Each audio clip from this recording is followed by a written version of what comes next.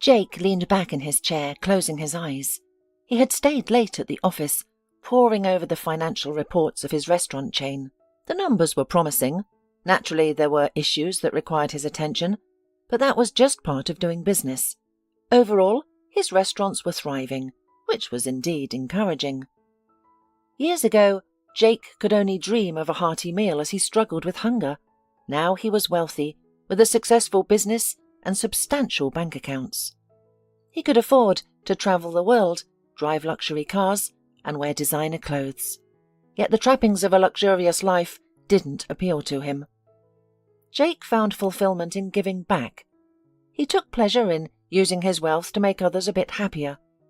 He regularly donated to funds for medical treatments and sponsored several orphanages. Most of these institutions were in the capital, where he had lived for over 20 years. Nonetheless, he didn't overlook the orphanage in his hometown.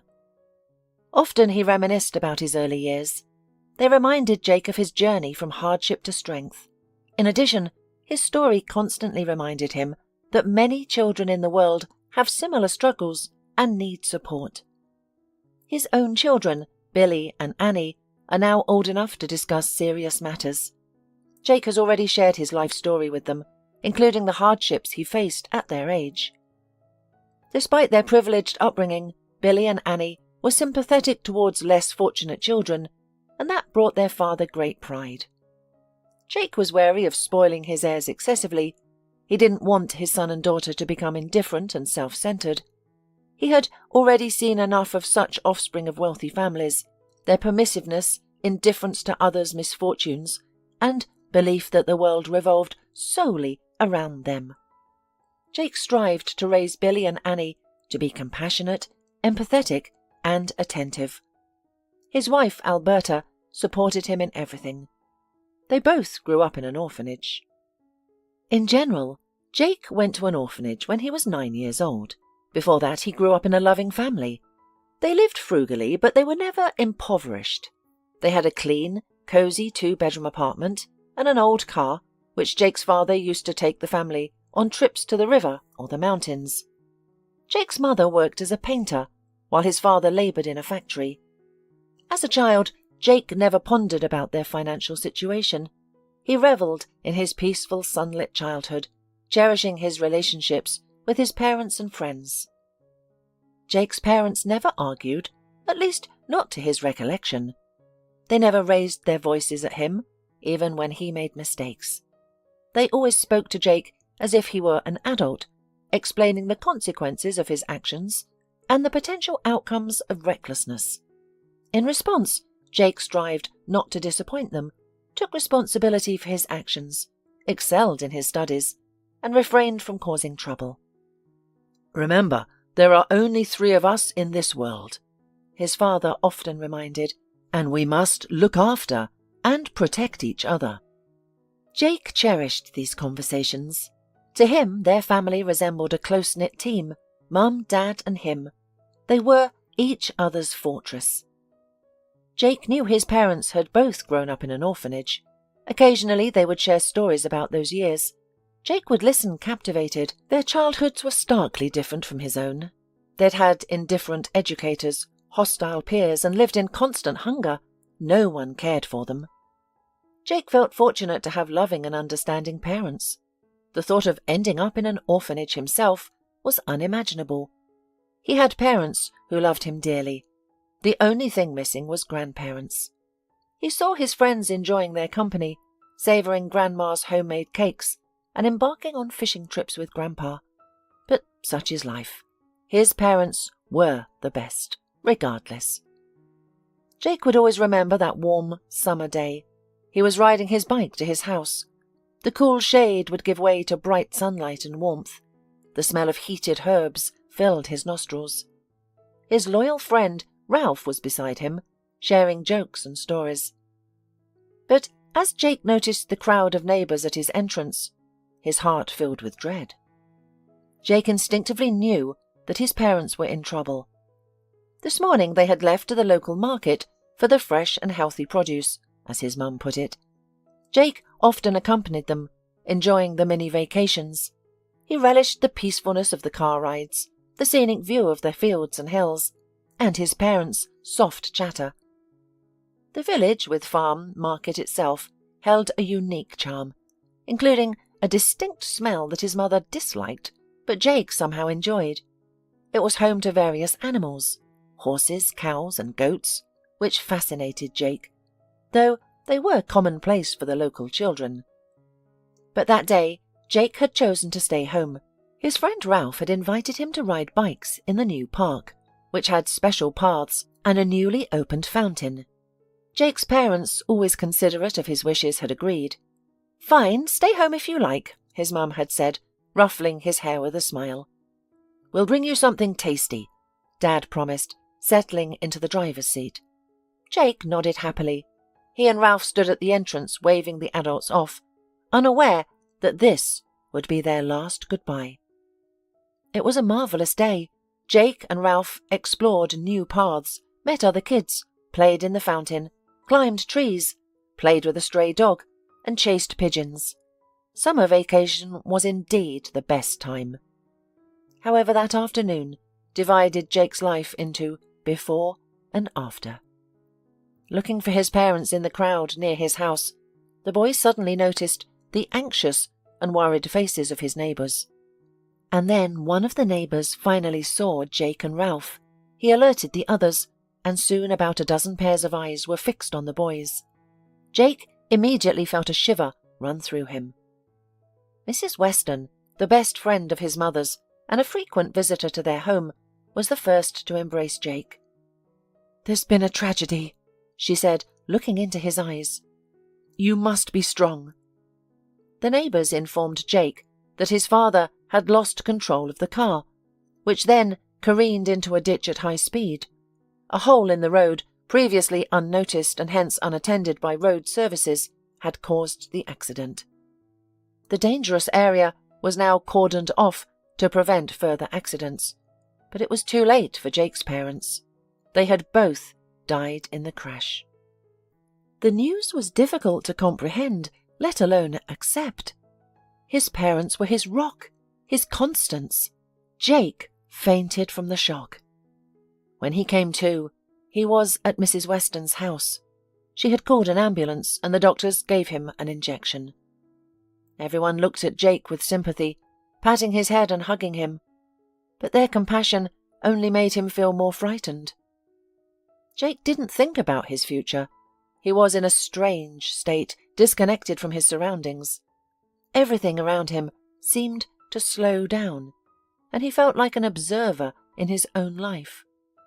The neighbours arranged the funeral, while Jake stayed with Mrs. Weston, reluctant to return to his now empty home. The woman sent her children to her in-laws temporarily and stayed close to Jake, crying when she thought he couldn't see or hear her. She tried to be calm around him, but it seemed forced. Jake did not attend his parents' funeral. The night before, he had a frightful tantrum, screaming, sobbing, convulsing. This terrified both Mrs. Weston and himself. Jake was taken to the hospital, given medication, and tranquilized. Afterwards, everything seemed unimportant. The boy lay in his hospital bed, staring at the white ceiling. Days later, Jake began to feel better, and Mrs. Weston was allowed to see him. "Jake, you'll have to live in an orphanage for a while," she said in a trembling voice. "But I promise I'll visit you." Jake shuddered. Until now, he hadn't considered where or with whom he would live. His mind was overwhelmed. The mention of an orphanage alarmed and frightened him. How could this be happening? His parents, who were raised in an orphanage, had often told him how fortunate he was to be born into a family, and now he was destined for a similar institution. Tears welled up in his eyes. He tried to hold them back, but to no avail. Mrs. Weston tried to console him, promising to visit him often, and even take him home for the weekend if the orphanage management permitted. But at that moment, Jake understood that he was now alone. His wonderful support system was gone. He would have to navigate his new path on his own. although at the time he had no clue about the challenges he would face. In retrospect, it's worth noting that Mrs. Weston and other neighbours did visit him.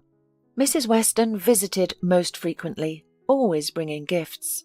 She used to embrace Jake, asked about his life, but over time, these visits became less frequent and eventually stopped. The boy wasn't offended. He understood the situation entirely. He had to mature quickly, realizing that people were busy with their own worries, not the concerns of a neighbour or a young boy. The orphanage was situated outside the city, so the children didn't attend a regular school. Instead, the teachers came to them. On his first day, Jake was attacked by the local boys to assert their dominance. Some girls watched and giggled maliciously. When the tutor arrived, drawn by the noise, the girls claimed that Jake had fallen down the stairs, and the boy was reprimanded by the tutor for his supposed clumsiness. "You know, you did good, not complaining or tattling," one of the bullies later said. "If you had said something about us, we would have beaten you up even more." Jake didn't respond. He hadn't kept silent from fear of further punishment, nor out of a desire to protect his tormentors. It was simply that he knew the tutor wouldn't care or offer any help. Life in the orphanage was difficult and dreary. Adjusting to it was tough. A small private bedroom was replaced with a dormitory housing 10 beds.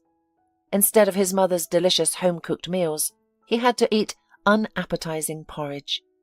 He was met with indifference and often hostility, rather than acceptance and heartfelt conversations. There were no friends or kind, smiling neighbours here. Jake was immediately disliked. For 9 years he had been a favourite child, and now he found himself among children who had never known such comfort and love. Many of them had endured difficult lives and held a belief that those more fortunate owed them endlessly. Therefore, physical abuse became part of Jake's life, making each day unpredictable. He tried to stay unnoticed by his tormentors, but it was impossible when they all shared the same sleeping quarters. Treated with cruelty, he was doused with water, tripped up, insulted, spat on, and had objects thrown at him. Yet he had no choice but to endure it all with patience. Jake attempted to befriend the other children, not out of fondness, but to make his life more bearable. However, he found it difficult, as these boys from the orphanage, hardened and only understanding the language of force, were vastly different from his friend Ralph. As his schooling began, Jake was surprised and frustrated to discover that the lessons were superficial, with his classmates' academic level exceedingly low. Jake, who had always been a good student, found himself standing out right on the first day. His classmates struggled with basic tasks and had difficulty reading. Finally, a smart student, such a pleasure to work with. The teacher praised him. Jake smiled, pleased to be noticed and spoken of positively. However, that very evening, he was confronted by a group of boys in the backyard. The girls, as always, kept their distance and silently approved. "Think you're the smartest, huh? Don't show off," the boys said with threatening in their voice. Jake was hurt, offended and scared, but he learned his lesson well. He stopped showcasing his knowledge in class and started making deliberate mistakes on tests to avoid standing out. Alberta was in the same class as Jake. She belonged to no particular group of girls and was friends only with those as quiet as her. They often found themselves the targets of their peers' cruel jokes. And Jake quickly realized girls could be even more cruel than boys. They invented such insults for Alberta and her friends that he would cringe. They also ruined their belongings, forced them to take on their duties, and took away the treats given to the children in the canteen. Occasionally, fights erupted among the girls in the yard, featuring biting and hair-pulling. The educators would separate the children and indiscriminately punish them all. Some children, however, were left untouched. As Jake later realized, certain teenagers were simply too intimidating for the adults, and it was easier to punish the quiet ones like Alberta, even going so far as to lock her in a dark storeroom for 24 hours. Jake also spent time in that storeroom, often for no discernible reason. He found it strangely comforting, though. It was quiet and dark, a place where no one bothered him. A couple of years passed, and Jake and Alberta became close friends, even developing romantic feelings for each other. Jake changed during this time. He grew stronger and more resilient, learning to stand up for himself. Much of this change was due to Alberta.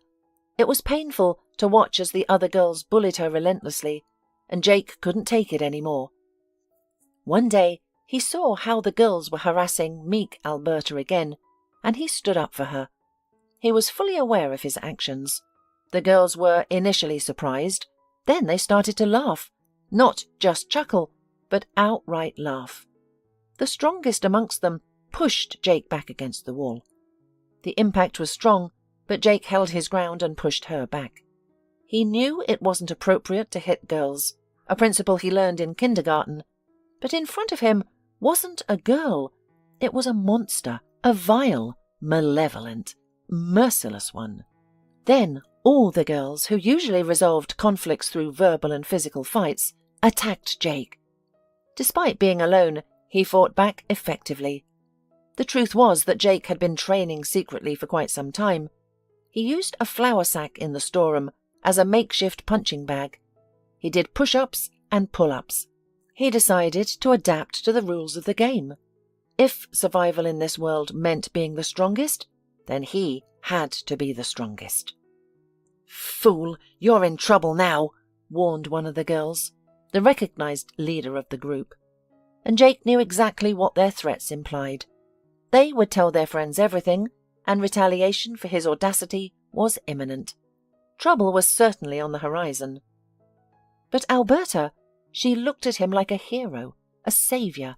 Under her gaze, all looming problems seemed to fade, losing their importance. "Thank you," she whispered. "But what will you do now? They will come after you." "It's all right," Jake assured her. "I'm not afraid of them."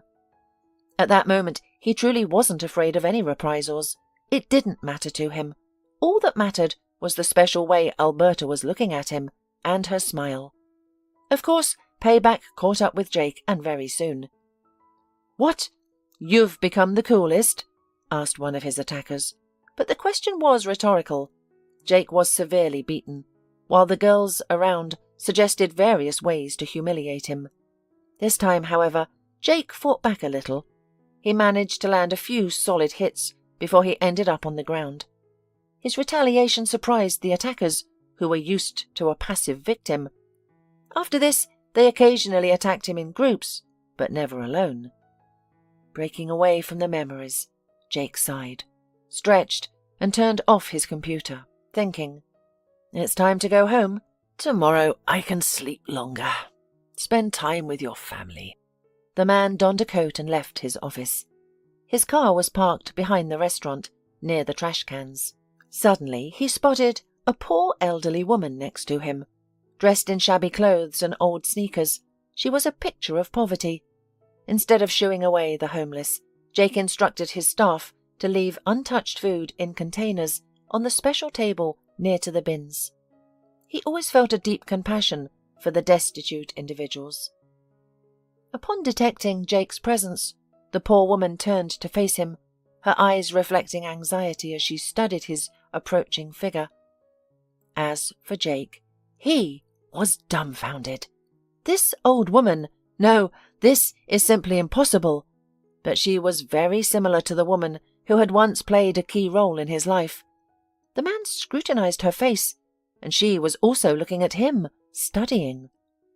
Years ago, while residing in an orphanage, a remarkable event had occurred in Jake's life. A new teacher, Mrs. Fuller, joined their institution. On her first day, the class tested her mettle with cruel jokes, attempts to disrupt the lesson, and even outright insults.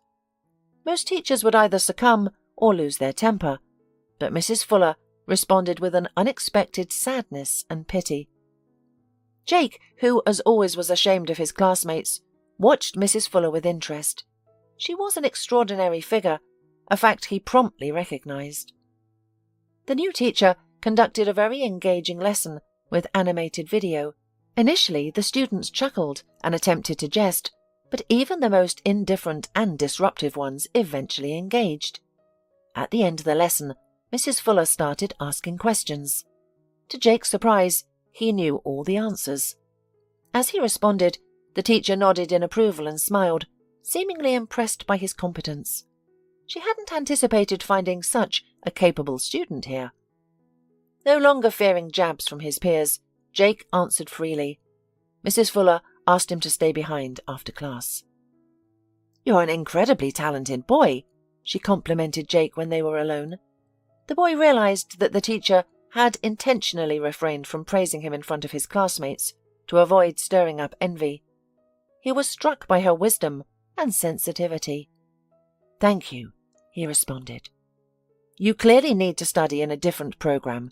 Your level is much higher, and it could be even higher," said the teacher. "I've seen many kids, and I can recognize ability instantly. You're very capable." "Thank you," Jake replied again, both embarrassed and delighted. It had been a long time since anyone had paid him much attention. "Tomorrow I'll bring you another textbook. You should pursue more serious topics." True to her word, the next day Mrs. Fuller brought a bright, colourful textbook. "We'll review the material with the other students for now. You don't need it. Read this, then tell me what you understand and what you don't." Jake immersed himself in the reading and didn't notice how quickly the lesson passed. "Well, did you understand something?" Mrs. Fuller asked with a smile, leaning over the desk. "I understand everything. Just didn't have time to finish reading. It's a shame, it's interesting." "Take the book with you. You'll have time to finish it. I bought it for my daughter, but she doesn't seem interested. It will be useful to someone at least." Mrs. Fuller enriched Jake's life, making it happier and more meaningful. The other children also liked her very much. She was a unique teacher who connected with her class not through humiliation and strength, but through clear explanations and heartfelt conversations. Both boys and girls were drawn to her. However, it was clear that Mrs. Fuller had a soft spot for Jake. Yet no one objected anymore. His classmates noticed Jake's remarkable progress in the subject, and that he always helped them and never refused anyone, even those who had recently bullied him in the backyard. Jake eagerly read one book after another that Mrs. Fuller provided. Later, the teacher gave the boy a player with several discs. Reading is one thing, listening is another. Listening to serious podcasts can be a bit challenging, but you'll manage, I know. "Thanks, but only—" Jake eyed the player with doubt. "Such a thing is expensive. It's not guaranteed that the boys won't take it away. I'm afraid I can't accept it." Mrs. Fuller seemed to understand everything. "I'll arrange it with the principal. He'll allow you into the classroom at certain hours, after school, when no one is here. That way you can study. Does that work for you?" "Of course," Jake replied cheerfully. It was delightful to do his favourite subject in the serenity of an empty classroom. It was not only about learning, but it also provided a great opportunity to be alone with oneself. Privacy. That's what Jake sorely missed at the orphanage. And here it was perfect. Now, Jake often conversed with Mrs. Fuller, not only about lessons, but they also became almost like real friends. Jake shared with his teacher the story of his tragedy. It felt good to share moments from the past with a sympathetic person. The woman shook her head, occasionally sighing. "Oh, it's been hard for you, Jake." Conversations between the teacher and the capable student weren't always serious. Sometimes they laughed and joked, discussed the news, debated, or delightfully found common ground. It was all quite engaging. One day, Mrs. Fuller suggested that Jake participate in a regional competition. The task was to write an essay on the topical issue. "Your imagination is excellent and your language skills are top-notch. You can do it," she said. "I don't know." Jake expressed his doubts. After all, he was just an orphan boy. Other kids had homes and received tutoring. How could he compete with them? "I know. You'll succeed," Mrs. Fuller confidently reassured him. She was persistent, and Jake started working on his essay, finding the task captivating.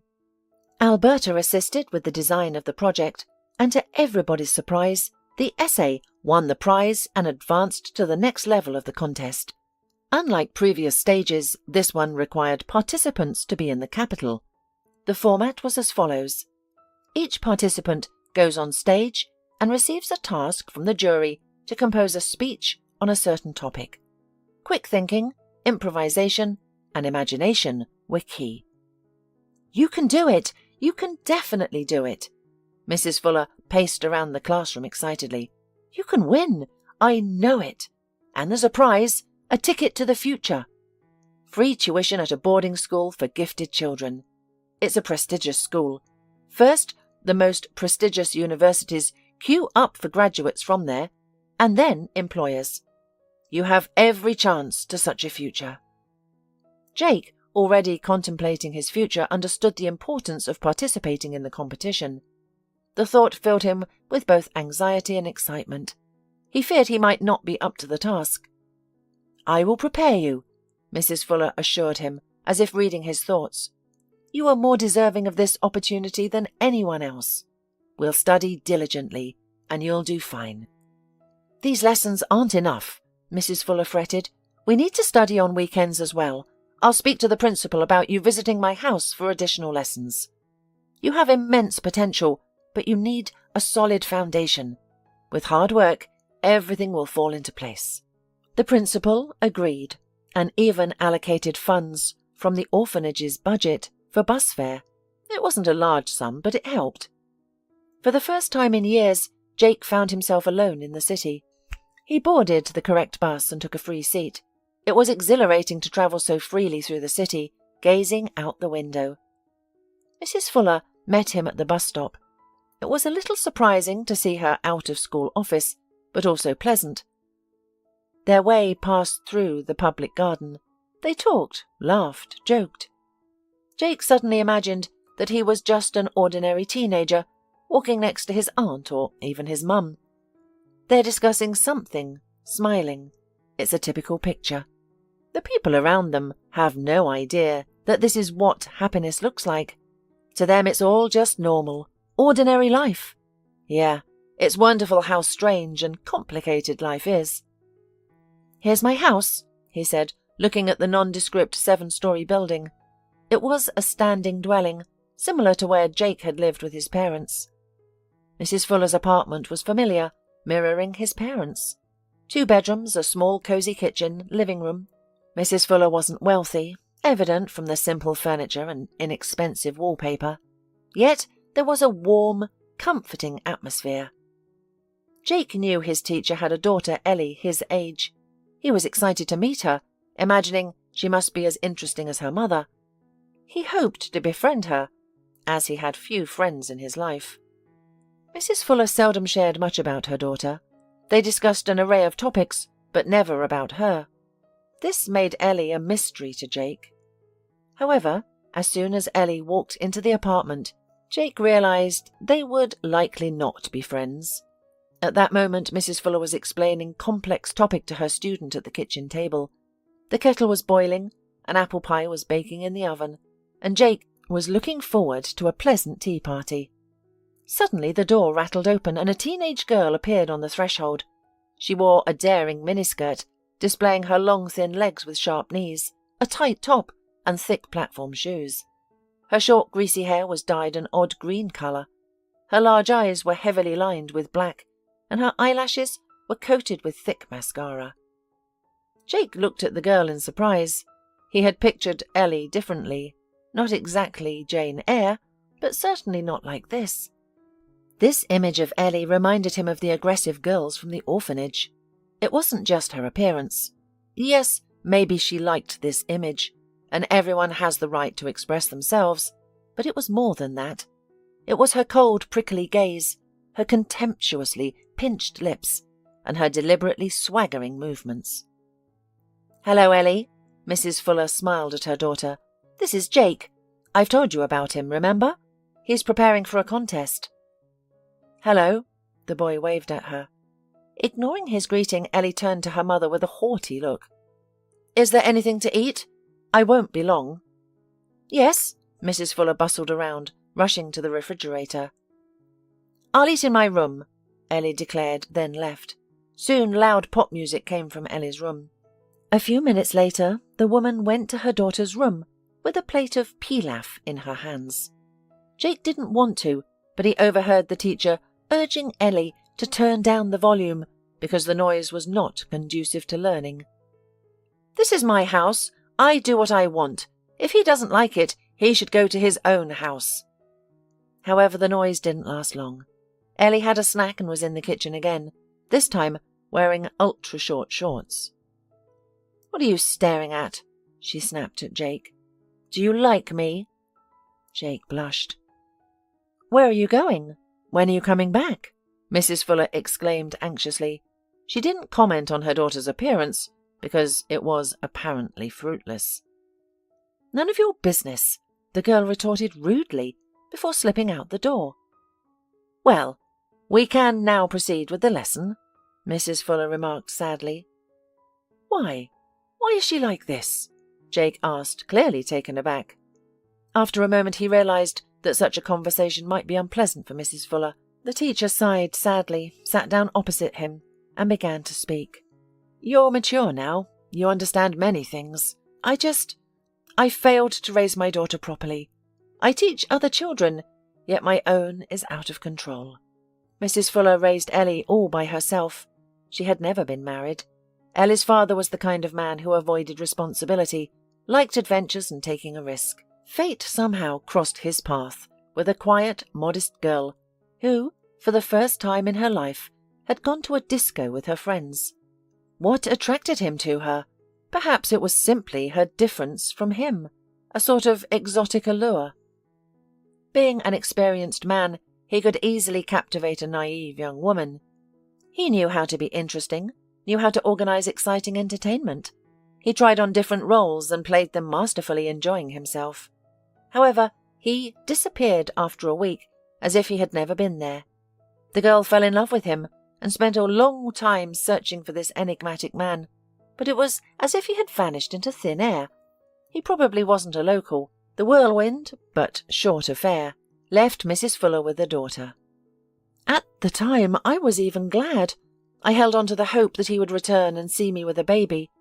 I thought his heart would be moved, and we would live together. Of course, I eventually realized that this was all wishful thinking. By that time, Mrs. Fuller had graduated from the pedagogical college and secured a job at the local school. However, she had to go on maternity leave, and money became tight. She lived with her mother, surviving on her mother's small pension and an even smaller child allowance. Mrs. Fuller then began tutoring. She spent her days in other people's apartments, instilling the granite of science into mostly indifferent students. Their parents were willing to pay generously for their children's education, but the children themselves lacked the desire. Mrs. Fuller had to overcome their reluctance and laziness, and sometimes even disgust. It wasn't pleasant, but it paid well. Ellie's grandmother cared for her, and was the first to notice the warning signs. She often complained, "Ellie is too willful, always restless, and doesn't listen to me. I discipline her, but she's indifferent. Today, she deliberately cut up my favourite sweater with scissors, just to spite me." She watched my reason while claiming it was an accident. "Mum, what are you saying?" Mrs. Fuller tiredly retorted. "She's only 2.5 years old. What revenge? What disobedience? She's just exploring the world, that's normal." Mrs. Fuller cherished the moments when her daughter would run to greet her at the door each evening. The first thing the girl would do was to rummage through her bag, looking for treats, and she always found a chocolate bar, sweet fruit or flavoured buns. Mrs. Fuller tried to please her daughter. After all, who else would? She had no father. Time passed. Ellie started kindergarten and Mrs. Fuller began teaching at the school again. This transition brought new challenges. Ellie's educators began complaining about her disruptive behaviour. She lied, fought with the other children, provoked boys into pranks, and was generally disobedient. Mrs. Fuller promised to address the situation with her daughter. At home, however, Ellie behaved like an angel, leading her mother to believe that the teachers and her grandmother were unfairly maligning her. Then Mrs. Fuller's mother suddenly passed away from a heart attack. It was terrible and dark time for Mrs. Fuller, but she had... So from now on, Mrs. Fuller alone brought up Ellie, who was about to go to the 1st grade. It was then that the woman had to admit that something was amiss. Ellie was adamantly refusing to learn and showed no interest in reading, writing, or performing basic arithmetic. Mrs. Fuller worked tirelessly with her daughter, patiently tolerating her tantrums and complaints. Only threats seemed to work. Read this page, solve these math tasks, and then you can go outside. Otherwise you will stay home. Ellie was desperate to avoid being confined indoors, which felt like a prison to her. She would yell at her mother, call her names, and throw her textbooks against the wall, but she ultimately had to comply with her demands. At that time, Ellie was physically weaker than her mother. As she grew older, Ellie began to push her mother aside, venturing out into the streets or sneaking around while her mother was at work. Mrs. Fuller couldn't keep an eye on her daughter around the clock. Occasionally, Ellie would not return home from school, choosing instead to roam the neighbourhood with questionable friends. Mrs. Fuller was deeply concerned for her daughter, but was at a loss about what to do. Neither prohibition nor locks. Ellie lied, disrespected her mother, and even stole valuables from their home, presumably to sell for spending money. Mrs. Fuller first noticed the smell of cigarettes on her 10-year-old daughter, and by 13, Ellie had come home drunk. Mrs. Fuller tried talking to her daughter, warning her of the dangers that awaited her on the streets, but Ellie merely smiled condescendingly at her mother, dismissing her warnings. "What do you know about a free life, about the street?" she retorted. "You've spent your entire life fulfilling the wishes and expectations of others. I don't care what people say. I was born free, and that scares you. I am nothing like you." Ellie disturbingly took after her father, whom she had never known or seen. She was the same easy adventurer, the same liar, the same actor, the same adventurer, rejecting the rules, just like him. Mrs. Fuller struggled to steer her daughter away from this path, hoping that education could conquer genetics. She sought help from psychologists and psychotherapists, tried to befriend Ellie, and sought to instill more willpower in her. However, all her efforts were in vain. As Ellie grew older, the gap between them only widened. Their relationship was starkly different from the bond Mrs. Fuller had with her own mother, which was filled with mutual support and shared interests. Ellie seemed to resent her mother for her mundane, simple life and intellectualism. The girl herself considered herself an ideal. She could afford to do what she wanted. For example, to swear at the teacher in class because the teacher was critical of her appearance, or to smoke right on the school porch. "Maybe it's just her age," Jake suggested after listening to the teacher. The pain in Mrs. Fuller's eyes was so deep that he felt compelled to offer some comfort. "That's what I hope. Puberty will pass. Ellie will calm down, come to her senses, and think about the future. My fear is that something might happen to her in the meantime. But we're getting off track. You need to study. Open the textbook to page 38. Jake visited Mrs. Fuller every Sunday. They rigorously prepared for the competition while enjoying fragrant tea and deliciously homemade pastries. They also engaged in fascinating conversations. Mrs. Fuller was careful to answer all of Jake's questions, never dismissing a single one. She emanated wisdom and empathy. At times, Ellie would be home during these lessons. One day, she barged into the hallway. She reeked of alcohol and tobacco smoke, her legs unsteady. It was late morning, and it seemed like Ellie hadn't been home the previous night. The girl passed out in the hallway. Jake assisted his teacher in moving the unconscious Ellie to her bed. "That's how we live," Mrs. Fuller sighed later. "Nothing seems to work with her." Ellie was even more challenging than the aggressive girls from the orphanage. Those girls were hardened by their difficult circumstances and the need to fight for survival. But what about Ellie? She had everything: clothes, her own room, and delicious food. Most importantly, she had such a wonderful mother. Once, Ellie insulted Mrs. Fuller in front of Jake. The woman had merely asked her daughter if she would be back for dinner, and already irritated, Ellie lashed out with an angry tirade at her. Unable to bear such words, Jake stood up for Mrs. Fuller, who didn't deserve such treatment. But Ellie jumped up and slapped Jake so hard that his vision momentarily went black. "Are you going to tell me what to do in my own house?" Ellie's eyes blazed with a menacing fire. From then on, Jake thought that Ellie was crazy, sick, and once Jake confided in his teacher about his suspicions regarding her. "No, there's nothing wrong with her psyche. When Ellie was still agreeable, I took her to several psychiatrists. The diagnosis was unanimous. Everything is within normal limits." Jake never discussed Mrs. Fuller's difficult daughter with anyone else. The teacher didn't ask him to keep it a secret, but he decided it himself. The only exception was Alberta. They always shared everything with each other. "Ellie doesn't realize how fortunate she is." Alberta shook her head. "If only I had a mother like hers."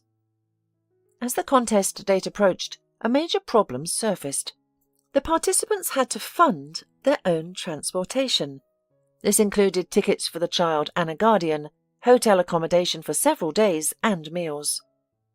"No, I can't afford such an expense." The orphanage principal immediately rejected the idea. "We need to fix the roof. Many of the children have outgrown their warm clothes." Jake overheard Mrs. Fuller trying to persuade the principal. She argued that Jake's participation in the competition was his chance at a normal life. She also pointed out that the potential benefits for the orphanage if Jake won. "You'll attract many sponsors after this. The roof will be repaired, the children will have new clothes, and a sports ground will be built." "But he has to win for that benefits. What are the guarantees?" "He has a lot of potential. I can't believe our student will outperform everyone at an event of this magnitude." Jake heard every word and suddenly felt a chill. Due to financial difficulties, he might not even compete. Had all his practice, effort, and hope been in vain? He had a goal, a dream, and now it felt like it had been yanked away. "I'll figure something out," Mrs. Fuller reassured Jake, who was struggling to contain her tears. "Don't worry, we'll find the money. We'll attend this contest, you'll see." Since then, Mrs. Fuller had been relentlessly approaching the administration and even city businessmen. However, it seemed no one believed in the talent of the boy from the orphanage, and her proposals fell on deaf ears. Jake appreciated his teacher's endeavours, but he had already come to accept that he would likely fail. It seemed inevitable. Yet she managed to secure the funds. One morning before lesson, Mrs. Fuller approached Jake, who usually arrived before everyone else. "We're going," Mrs. Fuller informed Jake, her eyes shining with joy. "I've managed to find the right amount of money." "Where? How?" The boy felt his heart pound in his chest like a trapped animal. "There are still good people in the world," the teacher vaguely explained. Only on the eve of their departure, Jake discovered where Mrs. Fuller had taken out money. As usual, he visited his teacher on Sunday. He hoped he wouldn't run into Ellie, but unfortunately she was home. "What's up, nerd? Are you happy about going to the capital?"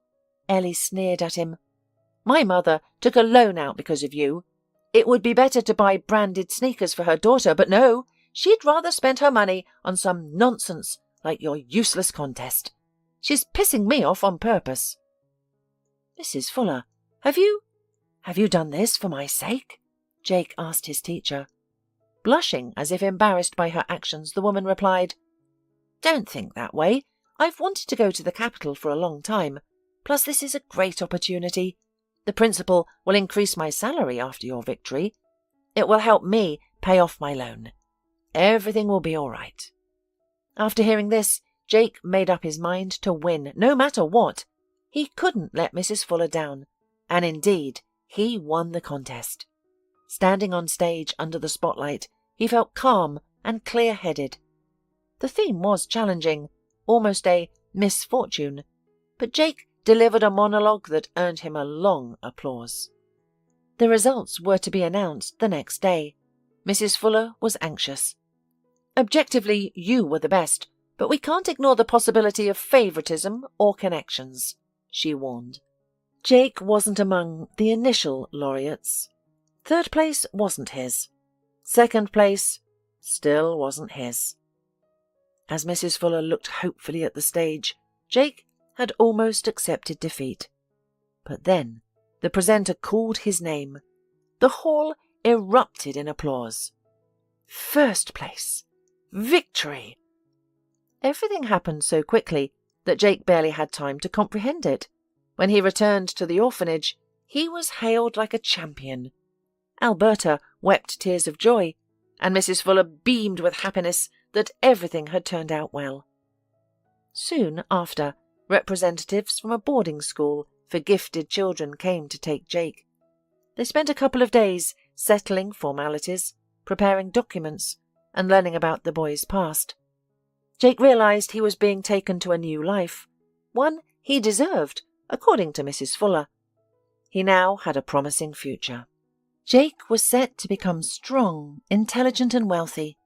He had won the golden ticket, thanks to Mrs. Fuller's efforts and Alberta's support. Saying goodbye to them was difficult. They were the closest people to him. Alberta was worried about his departure. How will she cope without him for the next years? Who will protect her? Mrs. Fuller promised to take care of her. Still, the thought of being away from his loved ones was daunting for Jake and filled him with longing. However, Jake knew it was worth the temporary sacrifice. After a few years, he would become a successful and affluent individual. He was determined to make it happen. Then he would express his gratitude to Mrs. Fuller and ensure that Alberta lived a life akin to a fairy tale. Jake managed to achieve the second goal, but not immediately. Initially, he spent 3 years at a boarding school for gifted children. It was like a palace, complete with a luxurious garden, private rooms, and state-of-the-art classrooms. He was surrounded by intelligent, motivated peers, and it was here that he made friends. They had a lot in common, and friendships naturally formed. The teachers at the boarding school were attentive to their students' abilities and worked to nurture them. These were knowledgeable and approachable people, and interacting with them was enriching. However, Jake did not form as close a bond with any of them as he had with his former teacher. He often thought of Mrs. Fuller, hoping she wasn't struggling with paying that loan or being mistreated by Ellie. After graduating from the boarding school, Jake was admitted to a prestigious university.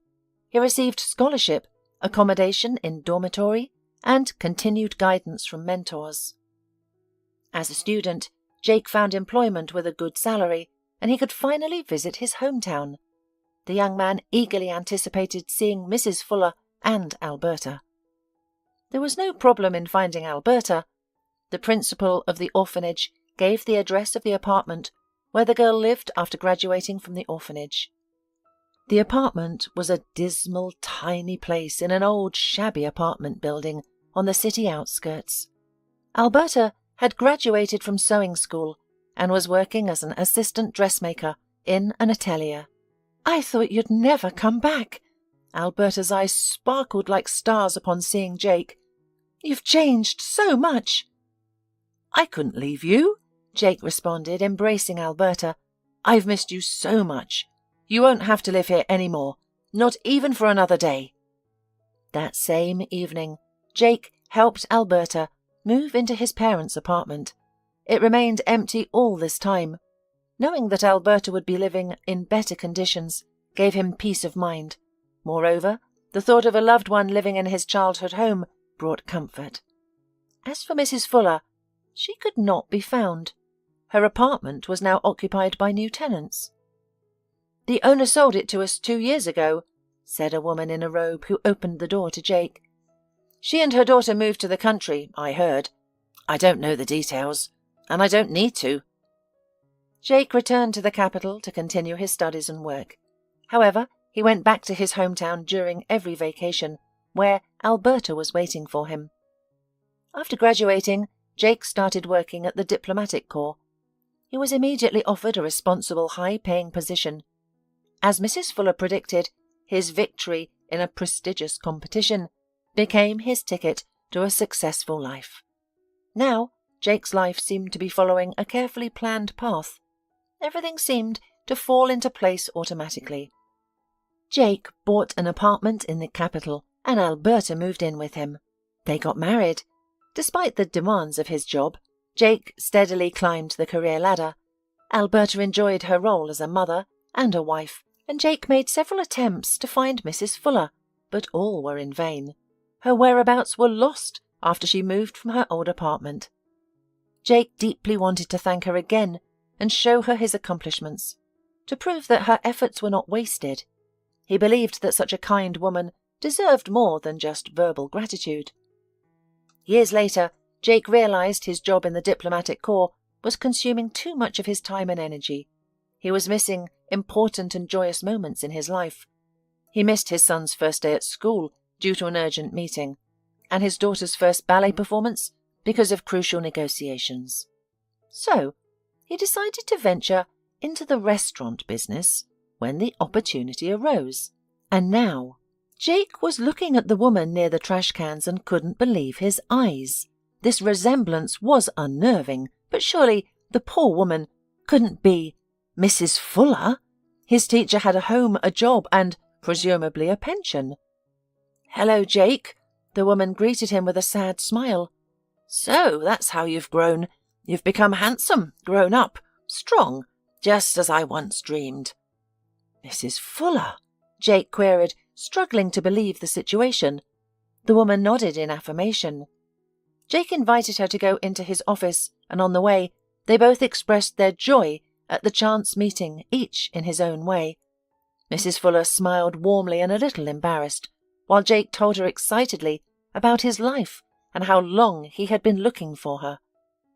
Once in his office, Jake gestured for Mrs. Fuller to sit on the cosy sofa in the corner, set aside for guests.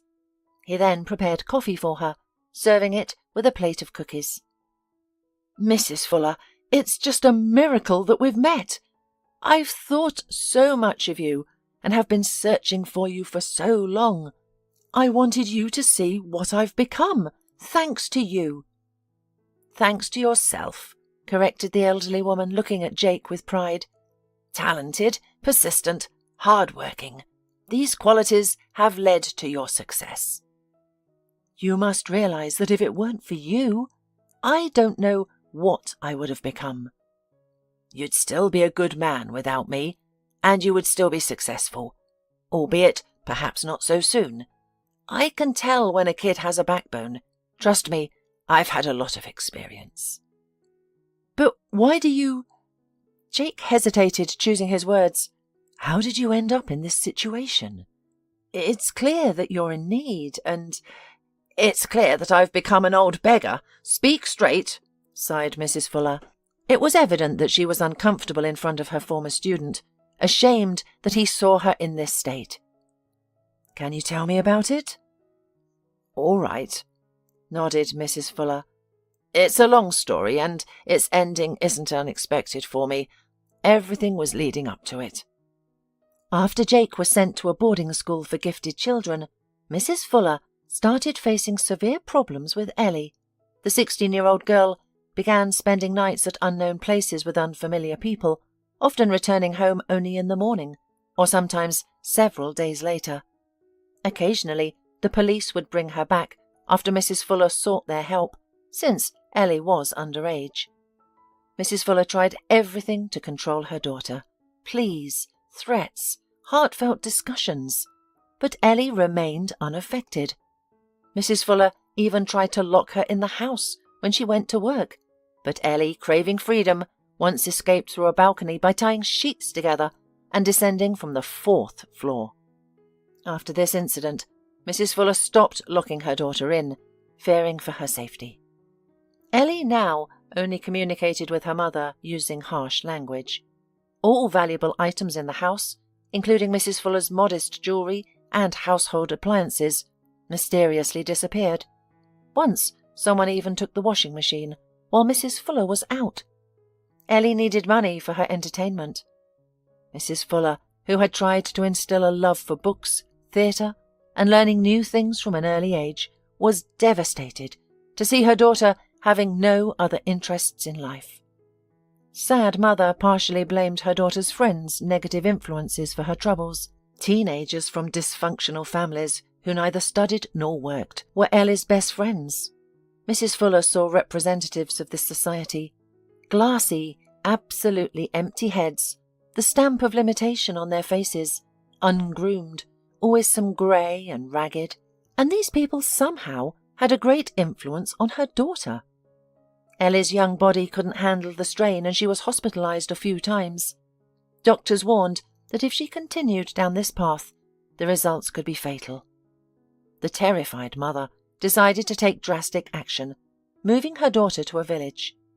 She planned to sell their apartment, buy a house in a remote village, and remove her daughter from the harmful environment. She believed that the fresh air, physical labour, severed ties, and a change of scenery would help Ellie come to her senses. It was hard, leaving everything, selling the apartment, with no guarantees that Ellie would get better, but I had to try. I had to do something. Did you take her to the doctors? Of course. I even managed to get her into a clinic once, but she ran away and then refused to see any specialists.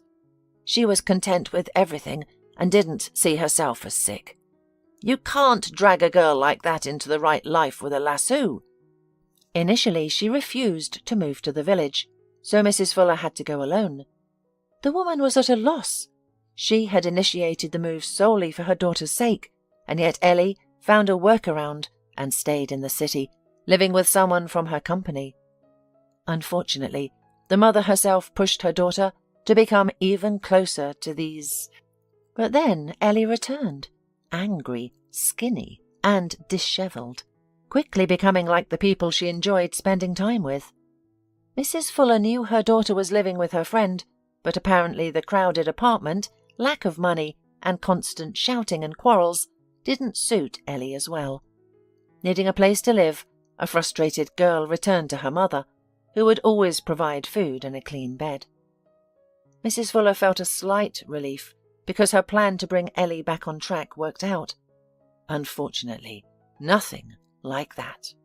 It didn't take long for Ellie's old friends to start visiting the village, and sometimes she'd travel the 150 kilometres to visit them in the city. Moreover, sociable Ellie found a similar crowd in the village. She began frequenting a house with an unkempt garden, a leaky roof, and a woman with 3 children from different men who hosted endless parties. One day, Mrs. Fuller noticed her daughter Ellie's rounded belly, indicating that she was pregnant. "What's the big deal? I'm 18 and have the right to be pregnant." Ellie shrugged when Mrs. Fuller shared her suspicions. "And who's the father? Is he from our village?" Mrs. Fuller inquired.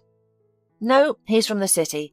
But honestly, I don't remember his name or what he looks like. We met at a club," Ellie replied, reminding her mother of her own youthful indiscretions. Mrs. Fuller clutched at her heart, while Ellie smiled, enjoying the shock she'd given her mother. Despite her pregnancy, Ellie continued with her usual lifestyle, drinking, smoking, and disappearing into the city or the village house. Her mother's pleas to stop drinking fell on dead ears, as Ellie seemed indifferent to the fate of her unborn child. "None of your business." This was the sole response Mrs. Fuller received to her pleas. Her grandson Tommy was born prematurely. He was incredibly small and frail. His mother, Ellie, was rushed to the maternity hospital from the street when she began to experience contractions. The baby was born weak and ill and stayed in the hospital while Ellie was discharged. Once free, she returned to her old lifestyle, leaving Mrs. Fuller to visit Tommy and consult the doctors. Tommy's condition was dire. Ellie's lifestyle during her pregnancy had negatively impacted him.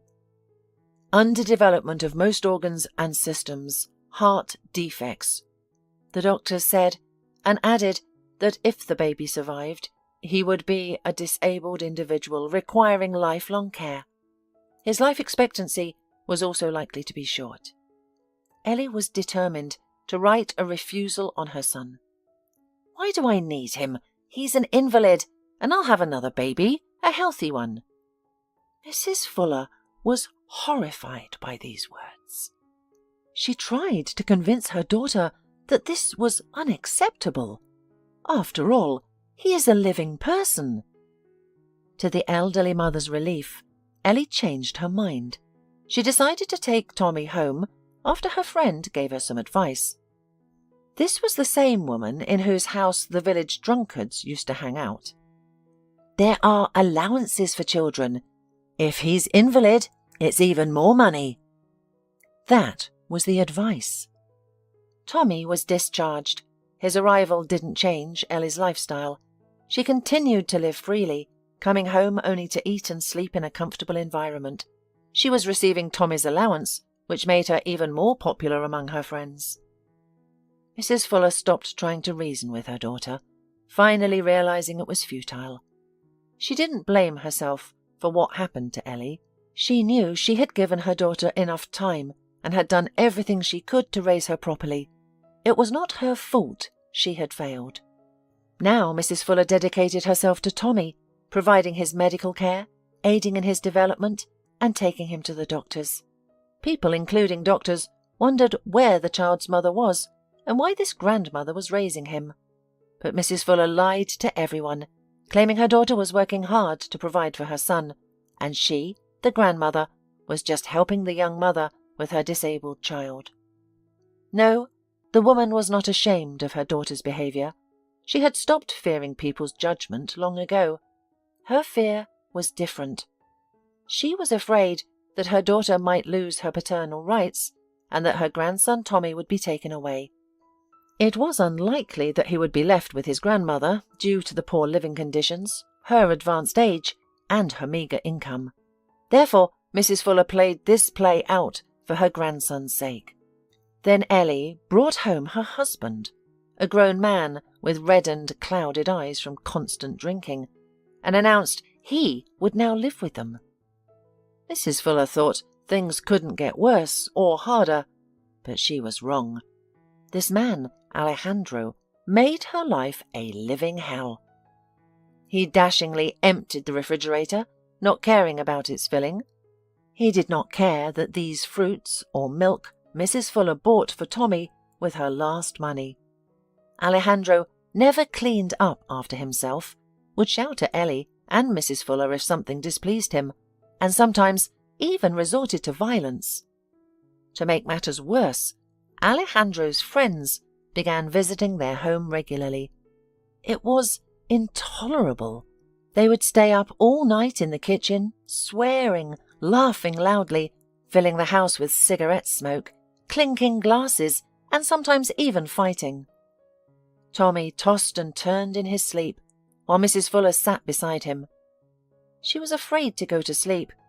What if there was a fire or something? No, she had to be on the alert. Ellie, however, was content with everything. "I couldn't leave. How could I leave Tommy with them?" Mrs. Fuller wiped away sudden tears. "Tommy, he loved me. I was his only hope. I endured all of this for his sake. I would have left a long time ago. In fact, that's what I did when Tommy—" The disabled boy was predicted to live a short life from the very beginning. Yet Mrs. Fuller clung to the hope of medical breakthroughs and the power of modern medicine. At first, the baby seemed to be doing well, but then he caught pneumonia, which was fatal to his poor health. Mrs. Fuller went to the hospital with him. Then the child was transferred to the intensive care unit. And then he died. Mrs. Fuller wept for days after the doctors had delivered the dreadful news. Ellie and her friends also mourned, but their sorrow stemmed from the loss of their income source. "Well, we'll have more babies," she shrugged in the end. "It's not a hard thing to do?" Alejandro grinned. Upon hearing this conversation, Mrs. Fuller realized she could no longer live with her daughter, this cold, terrifying, inhuman creature. "I packed my belongings and fled to the capital. My pension is small, and my daughter once took loans in my name. Now the bailiffs deduct from my pension. I receive hardly anything, but time is passing, and I'll soon settle all my debts. I live in a hostel with no space of my own, but it's preferable than enduring Ellie and Alejandro's antics. I often struggle to find food, so I walk near restaurants and cafes at night. Sometimes they leave uneaten food for the homeless. I didn't even know you owned all this, Jake. Jake shook his head, struggling to comprehend what he had just heard. Mrs. Fuller, a kind, compassionate, and talented teacher, was living such a terrible way. His heart ached for this remarkable woman. She didn't deserve such a fate, but things would now change for the better for her. Believe it or not, Jake began, I have been searching for you for a long time, just to express my gratitude. Now that I've found you, you will have your own cozy, clean apartment, similar to what you used to have. You're an excellent teacher who loves your work, and people need your knowledge. I have friends whose children require extra lessons. They would be enormously thankful for a tutor like you, and they'll pay well, trust me, so you can work part-time as a tutor if you like, of course. I don't want to impose on you, Jake. Consider it a repayment of a debt. It must have been challenging for you to pay off the loan you took out to send me to the contest. And honestly, this help is no burden to me now. I'm just happy. I also want you to meet my children, and my wife, Alberta, will be delighted to see you. Mrs. Fuller smiled as she looked at her former pupil. Yes, I'm also eager to meet your children and see Alberta. I'm so happy for you. Thank you, Jake. Mrs. Fuller was really glad. In spite of her bitter fate, she knew that now she might not have a white streak ahead of her, but certainly not a black one, as it had been before.